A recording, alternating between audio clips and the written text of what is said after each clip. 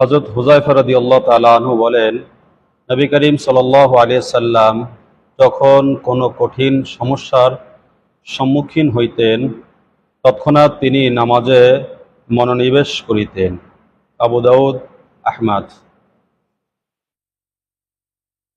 হযরত আবু দারদা রাদিয়াল্লাহু তাআলা আনহু বলেন, যখন ধূলিঝড় শুরু হইত তখন হুজুর সাল্লাল্লাহু আলাইহি ওয়াসাল্লাম মসজিদে তাশরিফ নিয়ে যাইতেন এবং ঝড় শেষ না হওয়া পর্যন্ত মসজিদ হইতে বাহির হইতেন না।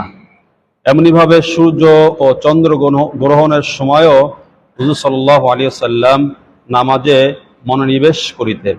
হযরত শুআইব রাদিয়াল্লাহু তাআলা আনহু হুজুর সাল্লাল্লাহু আলাইহি সাল্লাম হইতে বর্ণনা করেন যে পূর্ববর্তী আম্বিয়া কিরাম আলাইহিস সালাম এরও এই অভ্যাস ছিল যে যে কোনো মুসিবতের সময় তাহারা নামাজে মশগুল হয়ে যাইতেন।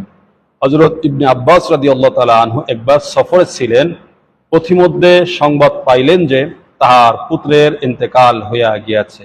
তিনি উট হইতে নামিয়া 2 রাকাত নামাজ আদায় করিলেন।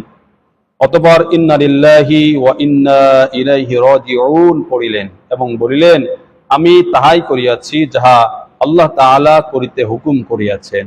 অতঃপর কোরআন